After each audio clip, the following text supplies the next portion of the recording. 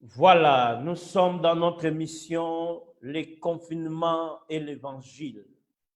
Nous bénissons Dieu encore cet après-midi dans ce duplex en direct d'Orléans avec un ami, un grand homme, un écrivain, le révérend Coulson, l'apôtre. Que Dieu vous bénisse. Soyez bénis. Comment vous allez, papa? Tout va très bien. Tout va très bien. Je l'espère aussi pour toi. Dieu nous fait grâce. Nous sommes là en confinement avec toute la famille. Et comment ça se passe chez vous, le confinement, révérend? Tout va bien. Tout se passe bien. Je pense que ce confinement, comme je ne cesse de le dire, rentre un tout petit peu dans une logique divine qui permet à ce que les chrétiens puissent développer aussi ce qu'on appelle le culte personnel, le culte familial, et pourquoi pas aussi que surtout les hommes de Dieu arrivent à se recueillir. C'est un temps de pause, mais qui n'est pas vraiment une pause en soi parce que nous travaillons, même étant confinés. Et je crois que ce confinement a beaucoup d'avantages pour les parents, pour les familles. Ça permet à chacun de pouvoir se remettre en question aussi par rapport à beaucoup de choses. Merci, révérend.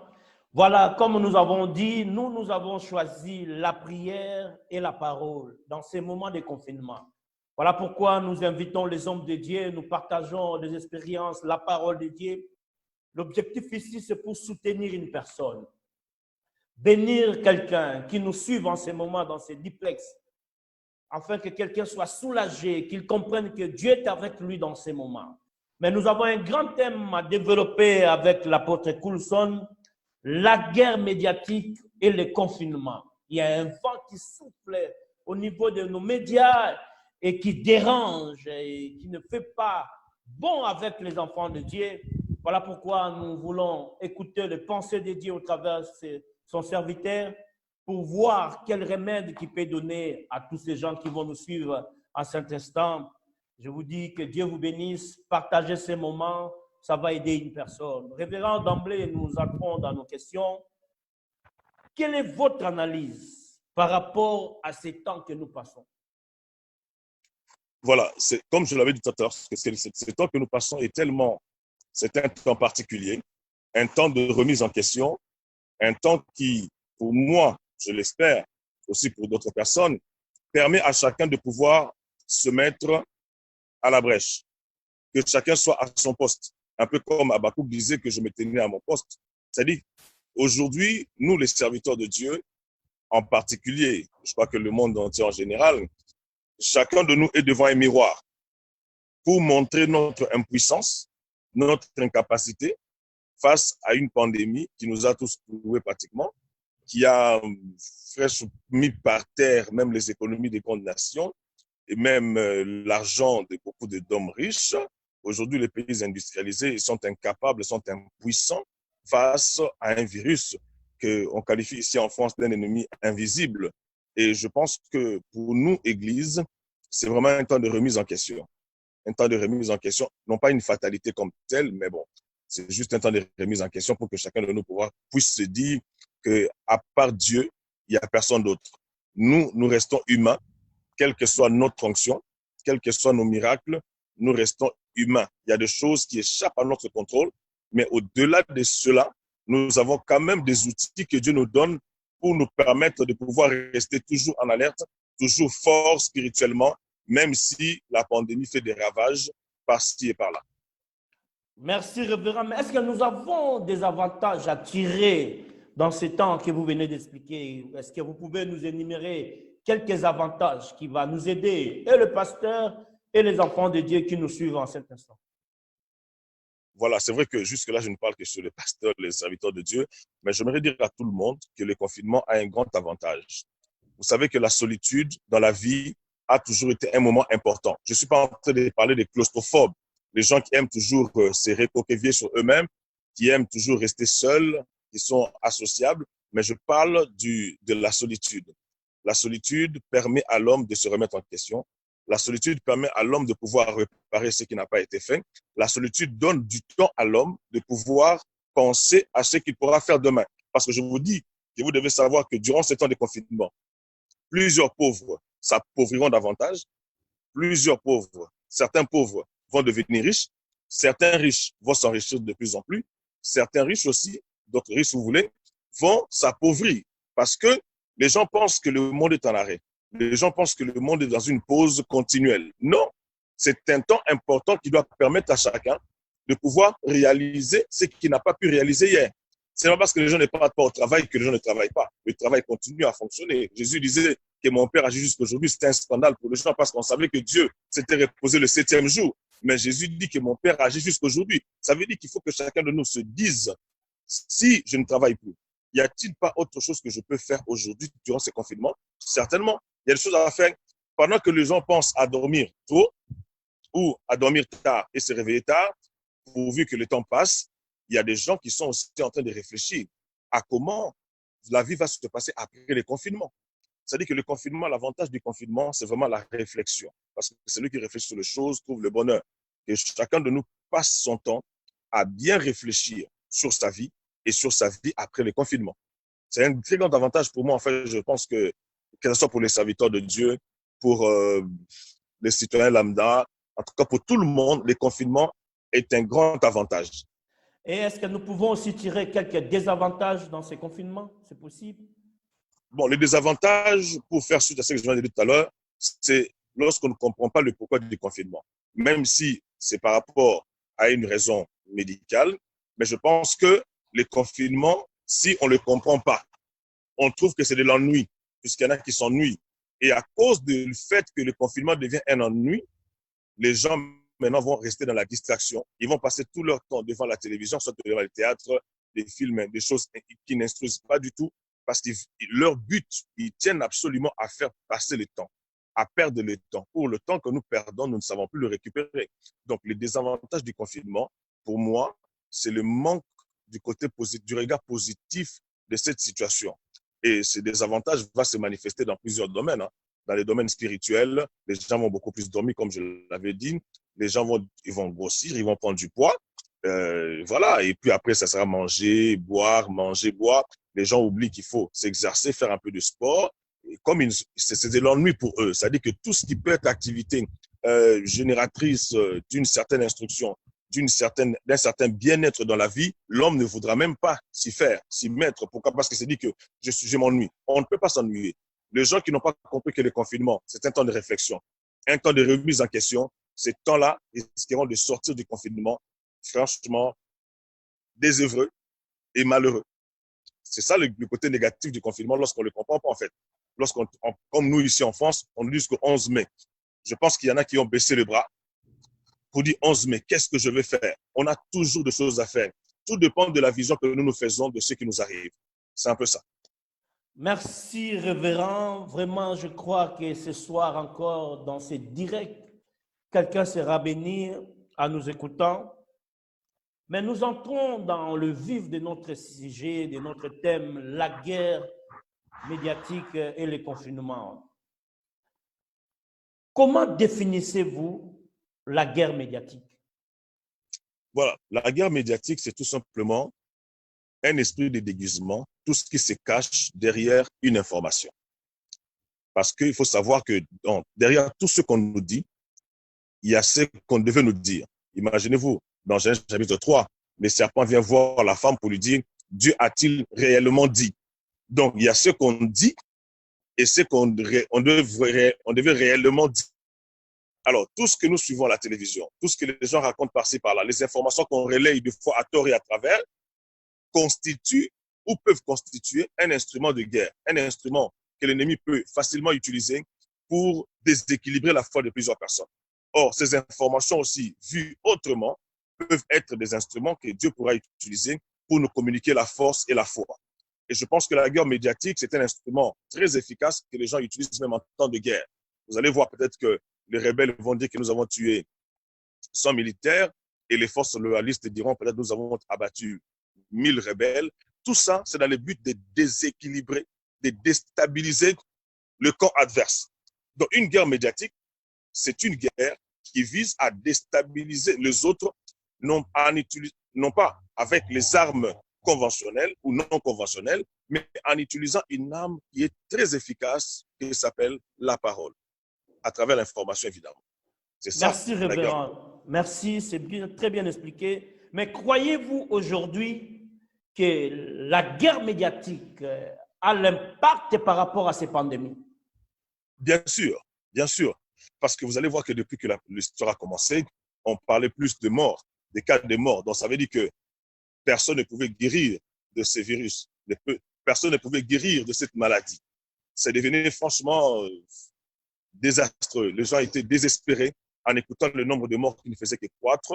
On nous parlait rarement de gens qui étaient guéris.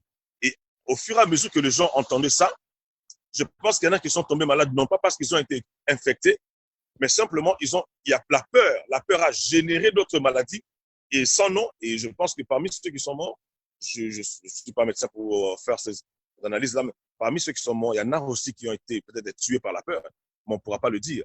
Donc, la guerre médiatique, tout ce qu'on a entendu à la télévision à longueur de journée, a joué quand même de beaucoup. Aussi, en certaines crises que personne n'a eu à connaître.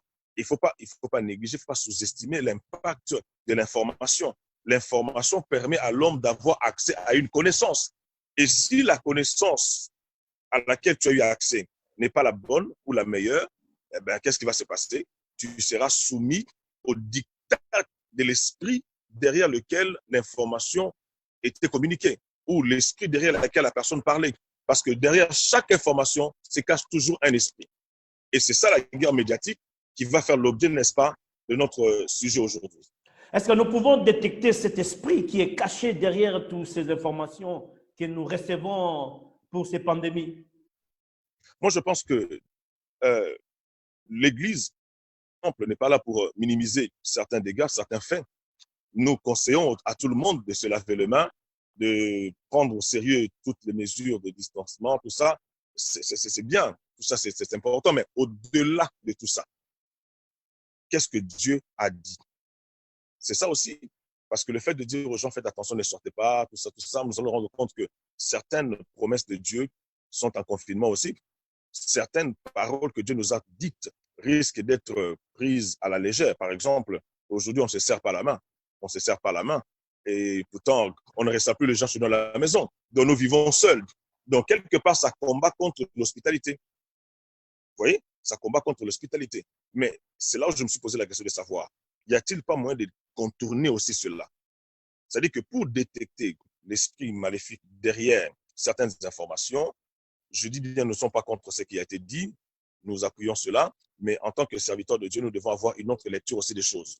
C'est-à-dire que si l'hospitalité aujourd'hui est devenue prohibitive, c'est-à-dire qu'on ne peut plus recevoir les gens, se serrer les mains, mais y a-t-il pas un autre moyen? Je pense que oui. Nous avons nos cœurs. Nos cœurs peuvent continuer à recevoir les gens. Donc nous pouvons visiter les gens à travers nos cœurs, à travers nos prières, parce que nos prières n'ont pas de frontières. On n'a pas interdit à nos prières de fonctionner, même si les églises sont fermées, mais nous continuons à fonctionner. Avec nos cœurs, nous pouvons fonctionner.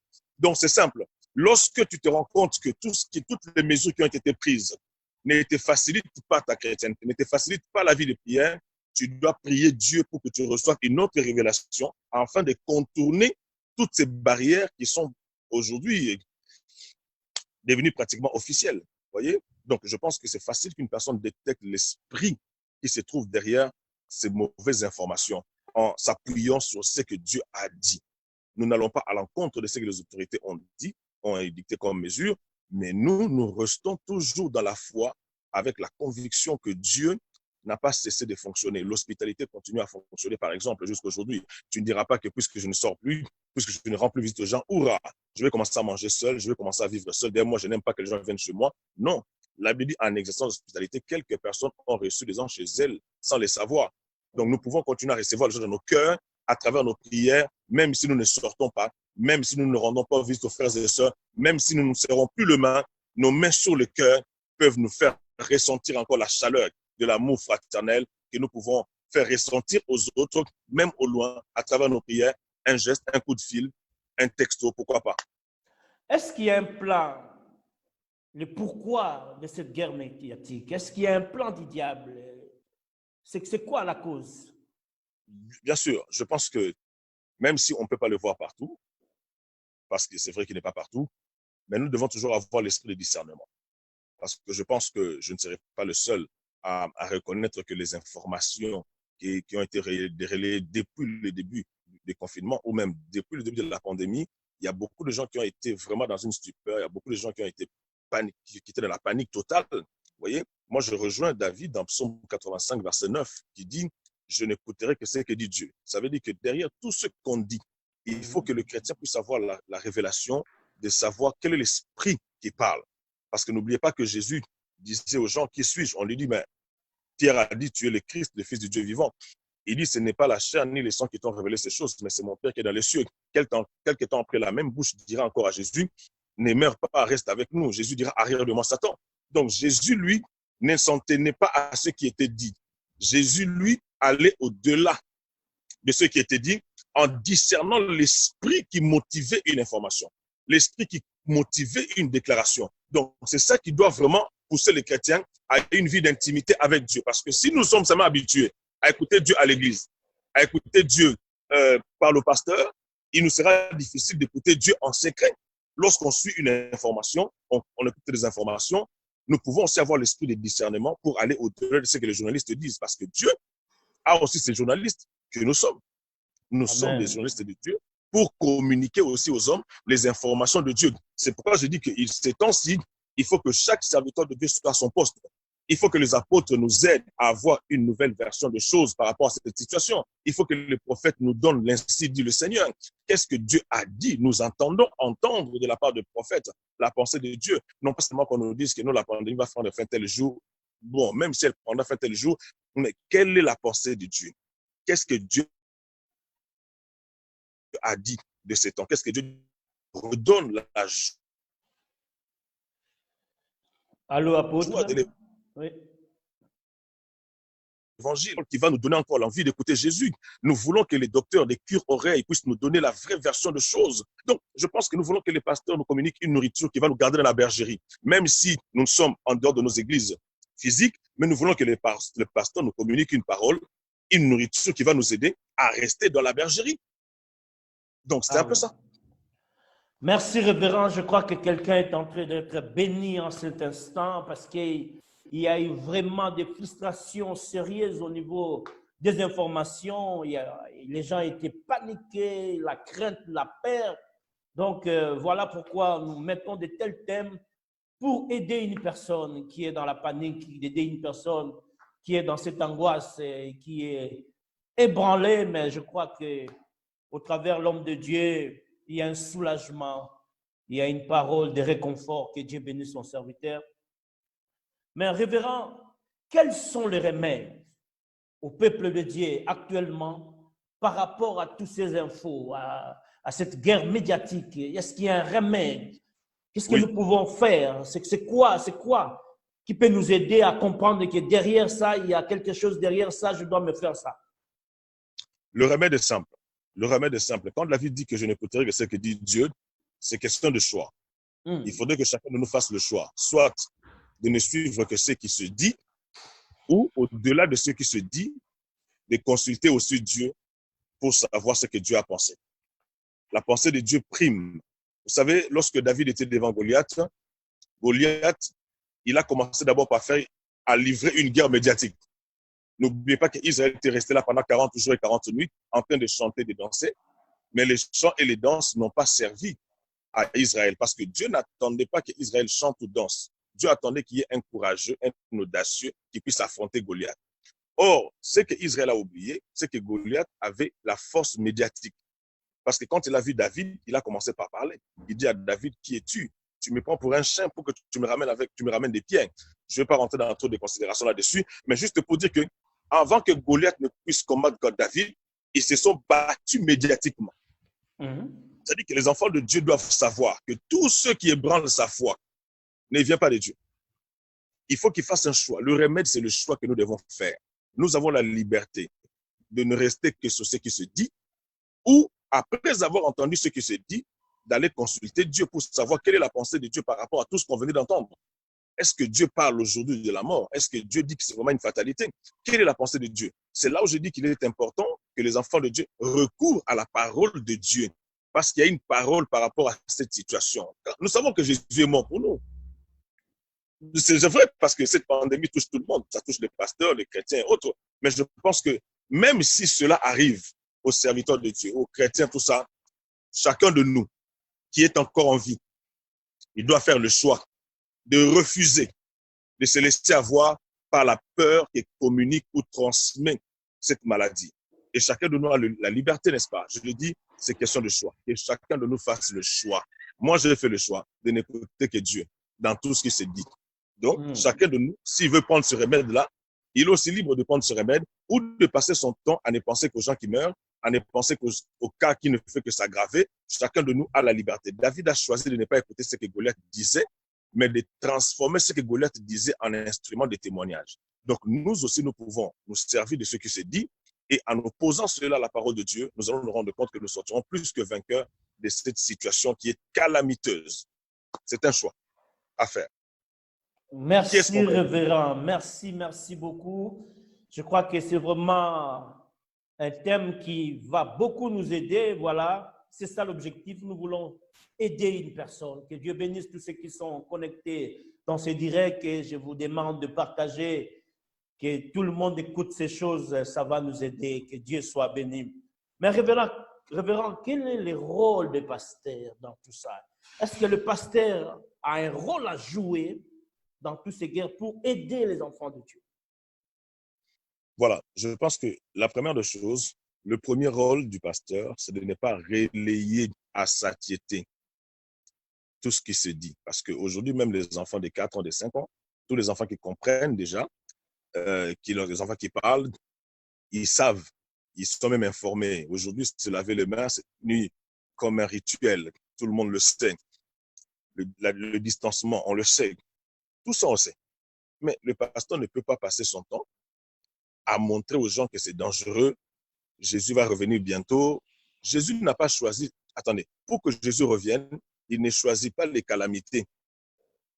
Si nous savons qu'il va revenir, mais prêchons aux gens de manière à ne pas leur communiquer la peur. Parce qu'aujourd'hui, je pensais que quand la pandémie a commencé, je le voyais par-ci, par-là, les gens parlaient, bon, du fin du monde. En fait, on confond déjà les choses. C'est-à-dire que nous, pasteurs, quand on n'a rien à dire, qu'on se taise aussi, qu'on prie. Parce que nous risquons de communiquer aux gens une peur qui n'a pas d'autre nom. Et que le pasteur communique aux gens vraiment la pensée de Dieu. Allons consulter Dieu, que Dieu nous parle, que Dieu nous dise ce que le monde n'a pas dit. Que le monde, je suis sûr que Dieu ne parlera pas le même langage que le monde. Donc, si le pasteur consulte Dieu, choisit ses confinements pour chercher la face de Dieu, je suis sûr et certain que Dieu lui parlera. Le rôle du pasteur, c'est de dire au peuple ce que Dieu a dit. Quelle est la pensée de Dieu par rapport à cette situation? Quelle est la tenue que le chrétien doit avoir? Quel est l'état du cœur du chrétien? Ne paniquons pas les gens, prêchons-leur la bonne nouvelle. L'évangile reste une puissance pour le salut de quiconque croit. Donc, le pasteur doit rester sur le message de la foi et non pas le message de la prudence sans explication. Parce que quand on dit aux gens d'être prudents, c'est quoi la prudence? On ne sait pas être prudent. Personne ne peut être prudent, Alex. On ne peut pas être prudent. Moi, je dis toujours que la prudence, c'est lorsque une personne obéit à ce que Dieu a dit. De cette obéissance-là sera générée la prudence. Parce qu'on peut dire aux gens, soyez prudents, soyez prudents.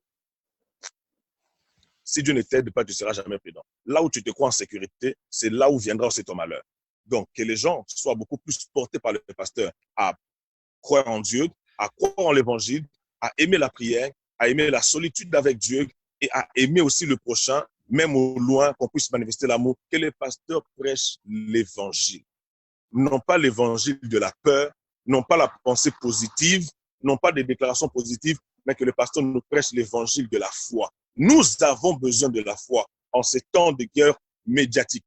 Le pasteur qui se constitue en tant que journaliste de Dieu, transmettant aux hommes les informations qu'ils ont reçues de Dieu, autant que les journalistes, BFM TV et autres, communiquent aux hommes les informations qu'ils ont reçues des médecins ou de l'État.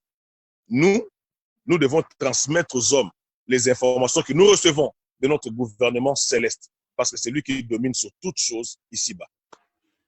Merci, mon apôtre. Je crois que c'était clair et net. Voilà, nous voulons chuter avec notre temps de mission, l'évangile et le confinement, et dans notre grand thème, la guerre médiatique et le confinement. Et je crois que quelqu'un est béni. Révérend, si vous pouvez dire clairement maintenant à quelqu'un qui nous suit, à un enfant de Dieu,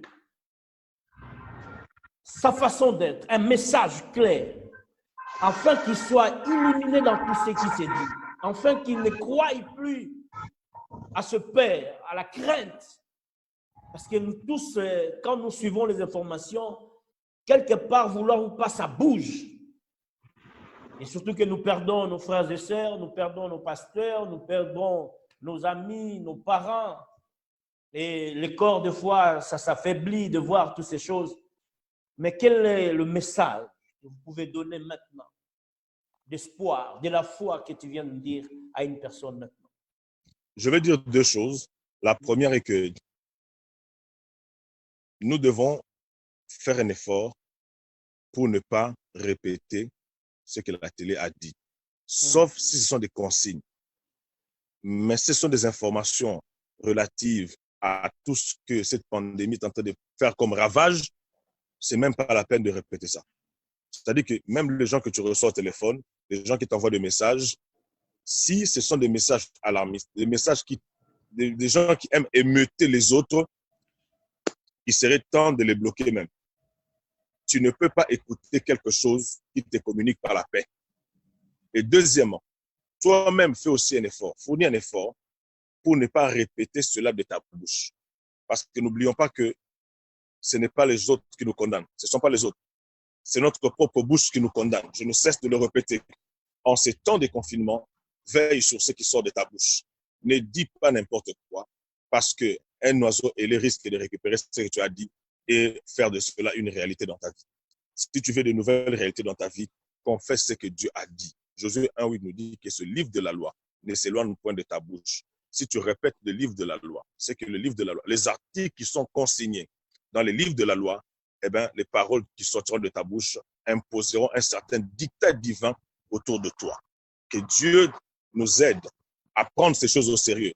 Parce que la guerre médiatique est très dangereuse que toute autre guerre. Parce que la guerre médiatique entre dans l'homme et affecte l'homme et fait que l'homme devient aussi une pandémie par rapport aux autres, par rapport à ce qu'il va dire et comment il va agir vis-à-vis des autres. Merci, révérend, que Dieu vous bénisse. Nous prenons des questions d'actualité pour mettre terme à notre émission. Comment pensez-vous à ce qui s'est dit au niveau des réseaux sociaux par rapport à la dîme et aux offrandes? Est-ce que dans ces moments de confinement, pouvons-nous donner la dîme ou pas? Est-ce que nous pouvons donner les offrandes aussi longtemps nous n'arrivons pas à se réunir dans des églises? Quelle est votre pensée? Voilà, ma pensée sur ça, là-dessus est simple. Je pense que ces temps de confinement, comme je l'avais dit au départ, il y a un mot que je peux rajouter, c'est la discipline. Aujourd'hui, chacun de nous sait si oui ou non il est chrétien. Si je suis chrétien, on ne m'empêchera pas de continuer mes activités spirituelles parce que nous prions. Nous prions, nous jeûnons, nos pasteurs nous appellent au téléphone, les églises organisent des séances de prière en ligne et autres. C'est-à-dire que si nous savons que Dieu nous bénit, je ne vois pas pourquoi est-ce que quelqu'un va s'empêcher de payer sa dîme. Les gens qui critiquent les pasteurs, non, ça n'a aucun sens franchement. Des fois, vous savez, nous ne voulons pas être des malédictions pour notre progéniture. Lorsqu'on ne connaît pas quelque chose, il ne faut même pas spéculer là-dessus. Les pasteurs qui ont mis en ligne des numéros, je ne sais pas, de transfert d'argent, je ne vois pas en quoi est-ce qu'ils ont mal agi, puisqu'ils n'imposent à personne de payer la dîme. C'est juste que parmi les gens qui ne veulent pas payer la dîme, il y en a aussi qui cherchent à payer leur dîme et à soutenir leurs églises. Donc, je ne vois pas vraiment en quoi est-ce que cela sera un problème. Si quelqu'un veut payer sa dîme et que l'église a organisé un système de transfert, il n'y a pas de souci. Payez la dîme si vous pouvez la payer, donnez les offrandes si vous pouvez les donner, c'est libre. C'est comme aujourd'hui que quelqu'un nous envoie de l'argent à nos frères qui sont en Afrique. Mais nous sommes en confinement. Nous leur envoyons l'argent. Si nous leur envoyons l'argent, donc nous pouvons aussi bénir l'œuvre de Dieu parce qu'il y a des églises qui ont des charges énormes, mais que le pasteur n'en fasse pas une obligation. Que le chrétien, par contre, lui-même, qu'il en fasse son obligation à lui. Qu'il se dise que non, je dois répondre quand même à mes obligations, même si nous sommes en confinement. Si je peux, je veux le faire. Mais ce n'est pas une obligation pour les pasteurs d'imposer ça à qui que ce soit. Que les chrétiens, eux-mêmes, dans leur discipline chrétienne, qu'ils soient sérieux, sincères vis-à-vis de leur église, parce que sinon, après le confinement, il y a des églises qui vont être fermées. Ah oui, après le confinement, il y a des églises qui vont être fermées, ça c'est vrai. Merci, révérend, pour avoir accepté notre invitation. Je suis très content d'aborder un autre sujet pour le corps de Christ. Je crois que c'était intéressant. Quelqu'un a été béni. Nous avons besoin de votre prière. Priez pour ces gens qui nous suivent maintenant. Dis un mot de la part de Dieu, afin que Dieu le soulage, afin que Dieu le bénisse et que nous passons ces temps dans la victoire. Seigneur, je prie pour ces bien-aimés qui me suivent, qui nous suivent, que ta main favorable, ta main puissante repose sur leur vie. Je sais que beaucoup ont perdu des membres de leur famille, des amis et connaissances. Que toi, le Dieu de toute compassion, puisse les aider à faire leur deuil, à sortir de ces deuils, éternel mon Dieu, au nom de Jésus. Nous prions, éternel mon Dieu, pour toutes ces personnes qui sont malades, que ta main agisse partout où il y a une grâce, il y a une foi, Seigneur de gloire, travaille pour que ton nom soit glorifié. Nous prions aussi pour tous ceux qui sont encore en bonne santé, Seigneur, qu'ils sont debout. Je pense à la parole qui dit, toi qui es debout, que tu fasses garde à ne pas tomber. Que nous qui sommes debout, nous puissions soutenir le faible à travers nos prières, à travers nos consolations, à travers nos appels téléphoniques, à travers nos textos, nos messages. Nous ne voulons pas être des serviteurs de l'ennemi, mais nous voulons être des serviteurs à toi, des porteurs de la bonne nouvelle, des nouvelles encourageantes, des nouvelles qui fortifient le corps dans les noms puissants de Jésus. Nous refusons les mauvaises nouvelles et nous prions que pour les bonnes nouvelles dans nos familles, au nom puissant de Jésus, qu'une personne soit consolée et fortifiée, qu'elle croie et que Dieu est toujours sur son trône en train d'agir parce que tout lui appartient, tout est sous son contrôle au nom de Jésus. Amen. Amen. Merci, révérend. Mes salutations à maman Angélique et à tous les enfants. C'était pour nous un honneur de t'avoir dans ces duplex en direct sur Facebook. Que Dieu te bénisse et à la prochaine. Nous parlerons d'autres sujets pour la gloire de Dieu. Merci. Bénédiction à toi aussi et à ta famille. Amen.